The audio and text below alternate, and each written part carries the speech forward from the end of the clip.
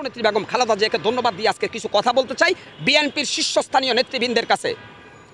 আপনারা বলেছেন যে বিএনপি সাদাবাসকে প্রশ্রয় দিবে না, বিএনপি কোনো জ্বালা ও পোড়া ও সন্ত্রাসীকে প্রশ্রয় দিবে না, এই জন্য আপনাদের ধন্যবাদ। কিন্তু বিপরীত চিত্র গোটা বাংলাদেশে শুরু হচ্ছে। আপনারা জানেন বগুড়ায় হিরু আলমের উপরে আক্রমণ করছে, পরবর্তীতে দেখি ছাত্রলীগের নেতা, আর এই হিরু আলম বলতেছে বিএনপির লোক, মানে বিএনপির নামে বদনাম। এখন ছাত্রলীগ বিভিন্ন রূপে ফিরে আসতেছে। গোটা বাংলাদেশে যত অপকর্ম এখন হচ্ছে সবগুলোর সাথে আওয়ামী প্যাসিস্টের দোসররা জড়িত, ছাত্রলীগ জড়িত। কিন্তু বিএনপির নীতি নির্ধারক আপনাদেরকে সতর্ক এবং সাবধান থাকতে হবে। হাইব্রিড দলে ঢুকাবেন না, রিফিউজি দলে ঢুকাবেন না। বিএনপি ছাত্রদল যুবদল যারা করবে জিয়া আদর্শের চেতনায় উজ্জীবিত হয়ে তারা রাজনীতি করুক, বাধা নাই, জনগণ ভালোবাসবে। তবে একটা পরিষ্কার প্রশ্ন দেখলাম, ফেনীর ফাজিলপুর ইউনিয়ন, আজকে আমি প্রমাণ দিলাম আপনাদেরকে, এই যে নোয়াখালী জেলার ফেনীর ফাজিলপুর ইউনিয়নের শাহজাহান সিরাজি একজন বিএনপির নেতা, তিনি সাবেক রিফন চেয়ারম্যানের লোক, আওয়ামী প্যাসিস্টের। তার সাথে ঐক্যবদ্ধ হয়ে ক্ষমতা হাসিনা যাইতে না যাইতেই তিনি বিশাল বালুঘাটের দখল নিয়ে নিছে। ওই যে নোয়াখালী ফেনীর ফাজিলপুর ইউনিয়ন, আপনারা সবাই এই জিনিসটা নিউজ আপনারা দেখবেন, আমি প্রমাণ দিলাম। সে তার সঙ্গভঙ্গ দিয়ে ত্যাগী ছাত্রদল যুবদল নেতাদের 40 জনের বাড়িতে হামলা করছে। সে এখন ওপেন পিস্তল লয়ে হাঁটে। কে? ফেনীর ফাজিলপুর ইউনিয়নের বিএনপি নেতা শাহজাহান সিরাজি। এই জালেমের কথা এখন পত্রিকা উঠছে, ওরে থামাবে কে? তারেক রহমান, খালেদা জিয়া, মির্জা ফখরুল। এইভাবে ওই ফেনীর ফাজিলপুরে যদি একটু আপনারা খবর নিয়ে দেখেন, সারা বাংলাদেশে এরকম অট্টসী শয়তানগুলো বিএনপির সাইনবোর্ডের তলে আইসা পড়ছে। ওরা হাইব্রিড, ওরা পরগাছা, ওদেরকে দিয়ে দল চালালে একটা সময় কিন্তু আপনাদেরকে হাসিনার মতো এই দেশ থেকে হয়তো ভেগে যেতে হতে পারে। অতএব বিএনপির সামনে সুবর্ণ সুযোগ, জনসম্পর্ক তৈরি করুন। জনগণ যেন আপনাদেরকে স্বতঃস্ফূর্তভাবে বিজয় করে একটি সরকার গঠন করতে পারে। কিন্তু আজকে বিএনপির নামে সাদাবাজি, বিএনপির নামে টেন্ডারবাজি, বিএনপির নামে মানুষ হত্যা, এটা যেভাবে বিএনপি সমর্থন করে না, ঠিক তেমনিভাবে এদেশের কোনো সচেতন নাগরিকও সমর্থন করে না। আমি হিরো আলমের বিষয়টা বলি। হিরো আলম একটা বাক প্রতিবন্ধী। আপনারা জানেন হিরো আলম এক এক সময় এক এক ধরনের কথা বলে। যেহেতু হিরো আলমকে আমি একবার বলছিলাম, রাজনীতিতে হিরো আলম আমার কাছে 21 দিনের পিটার খাওয়া বাচ্চা। আমরা ছাত্র রাজনীতি যখন করেছি, আমরা রাজপথে নেতৃত্ব দিয়েছি অন্যায়ের বিরুদ্ধে। হিরো আলম জীবনে কোনোদিন একটা রাজনীতির কোনো একটা মিছিলে ওরা দেখি নেই। কিসের রাজনীতিবিদ হিরো আলম? এই দেশের কিছু মিডিয়ার কারণে হিরো আলম একটু আলোচিত হয়েছে। আপনারা হিরো আলমকে নিয়ে নাচানাচি করার কিছু নাই। হিরো আলমকে একটা পদে বসান, দেখবেন যে ওই ইউনিয়নে যদি ওরা চেয়ারম্যানের দায়িত্ব ইউনিয়ন শেয়ার করেন। কারণ হিরো আলমের কাজ হচ্ছে নাটক করা, শুটিং করা, ঝুকারগিরি করা, ওই যে শর্ট ফিল্মে, সেটা হারুন ক্যাসিঞ্জারের মতো। রাজনীতি আর হয়েছে আপনার ঝুকারগিরি, এটা এক জিনিস না। রাজনীতি করতে গেলে আপনাকে বহু পলিটিশিয়ান জ্ঞান লাগবে। হিরো আলমের কাছে কি পলিটিশিয়ান জ্ঞান আছে? সে এখন গান বলতেছে জাতীয় সঙ্গীতের বিরুদ্ধে, ওই যে গান, ওর গানটা বলতেছে যে কি গান বলতেছে। তো যাই হোক, আমি সেখানে না গিয়ে শুধু সর্বশেষ আপনাদের বলবো, বিএনপির সর্বোচ্চ নেতৃবৃন্দের কাছে বলবো, শেখ হাসিনা 15 বছর গোটা বাংলাদেশকে তার হাতের তালুতে রাখছে সোজা বানায়া। সেই হাসিনার পতন হয়ে গেছে শুধুমাত্র এক গোয়ামির কারণে।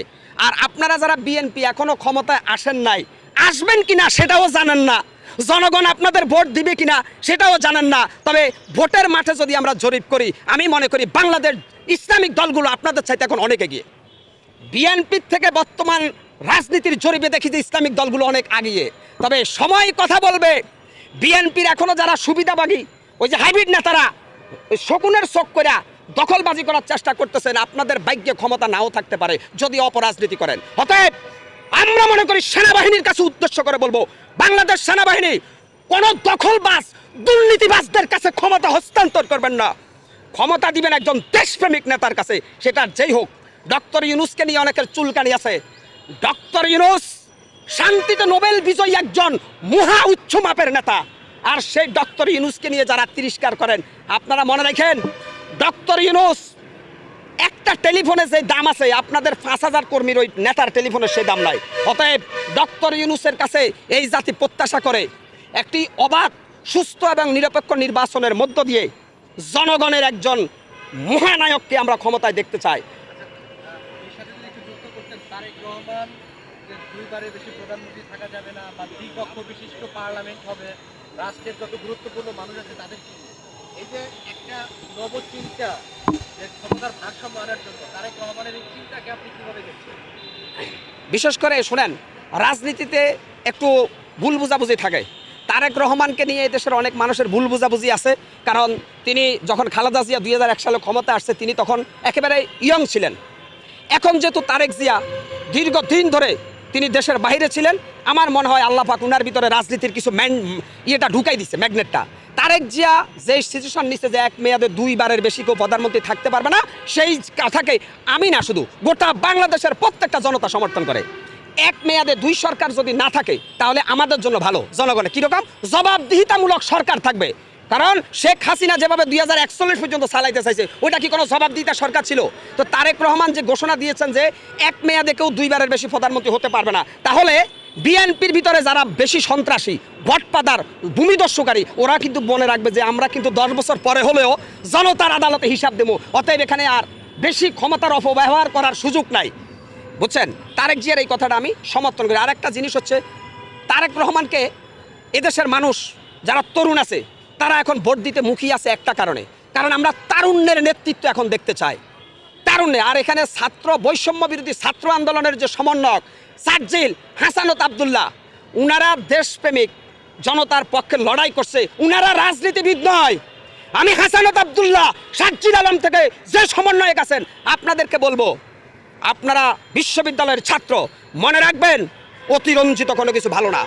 আপনাদেরকে মনে করিয়ে দিতে চাই আপনাদের চাইতে অনেক ট্যালেন্টেড রাজনীতিবিদ বিভিন্ন দলে আছে। অতএব আপনারা নিজেকে অনেক বড় হিসাবে উপস্থাপিত করবেন না।